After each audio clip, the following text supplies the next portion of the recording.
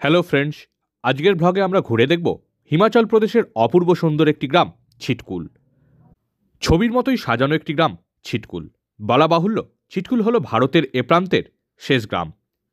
এরপরই রয়েছে তিব্বত সীমান্ত। ছিটকুলের এই মনোমুগ্ধকর প্রাকৃতিক শোভাকে চাক্ষুষ করার লক্ষ্যেই সকাল সকাল আমরা সাংলা থেকে বেরিয়ে পড়লাম। সাংলা থেকে ছিটকুলের দূরত্ব প্রায় 22 কিলোমিটার, কিন্তু রাস্তা অত্যন্ত খাড়াই ও বিপদসংকুল হওয়ার ফলে সময়ও লাগবে বেশ খানিকটা। সাংলা শহর ছাড়তেই রাস্তার দুপাশে কেবলই প্রকৃতির অপূর্ব শোভা উঁকি দিতে থাকল। এগিয়ে চলার পথে ডান হাতে সঙ্গী হল বস্পা নদী। উচ্চতা বাড়ার সাথে সাথে পথের দুধারের গাছের রঙেও পরিবর্তন দেখা দিতে থাকল, সাথে ঠান্ডার প্রকোপও ক্রমশ বাড়ছে। ভয়ঙ্কর সুন্দর যাত্রাপথে মাঝে মধ্যেই দেখা মিলছে ছোট্ট ছোট্ট গ্রামের, দেখা মিলছে আপেল বাগিচার। সেরকমই একটি আপেল বাগান দেখে আমরা দাঁড়িয়ে পড়লাম।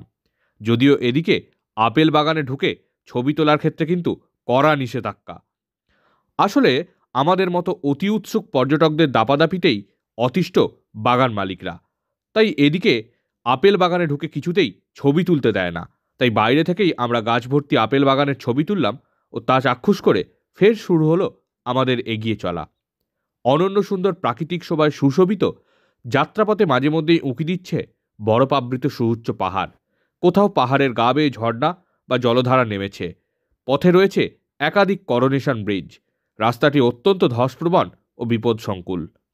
এমনই ভয়ঙ্কর সুন্দর যাত্রাপথের সাক্ষী হতে হতে আমরা পৌঁছে গেলাম ছিটকুলের দ্বারে। এই মুহূর্তে আমরা রয়েছি হিমাচলের একদম শেষ গ্রাম, মানে ভারতবর্ষের প্রান্তের শেষ গ্রাম ছিটকুলে। বস্পা নদীর তীরে ছিটকুল অবস্থিত। এরপরেই তিব্বত, অর্থাৎ বর্তমানে যেটা চীন অধিকৃত।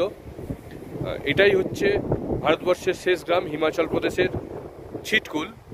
এটা সাংলা থেকে প্রায় 25 কিলোমিটার পথ, কিন্তু ভয়ঙ্কর সুন্দর পথ। যেমন খাড়াই পথ, তার সাথে সাথে বস্পা ভ্যালির যে সৌন্দর্য, সেই সৌন্দর্য কিন্তু একেবারে অন্যরকম। এবং এই ছিটকুলের সৌন্দর্য কিন্তু একদম মনোমুগ্ধকর। আমরা এখন এই মুহূর্তে রয়েছি ছিটকুলে। বস্পা নদীর তীরে ছোট্ট গ্রাম ছিটকুল। 2011 সালের আদমশুমারি অনুযায়ী কিন্নৌর জেলায় অবস্থিত এই গ্রামের জনসংখ্যা 582।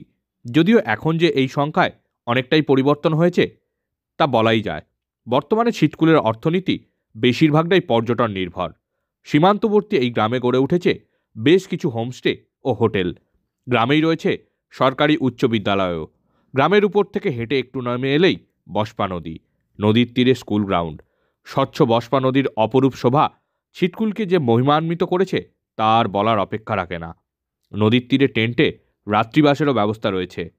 ছিটকুল গ্রাম যে শুধু ছবির মতো সুন্দর তাই নয়। সম্প্রতি আইআইটি দিল্লির সেন্টার অফ অ্যাটমসফিয়ারিক সায়েন্সের একটি সমীক্ষা রিপোর্টে দেখা গেছে ছিটকুলে ভারতের সবচেয়ে স্বচ্ছ বায়ু রয়েছে।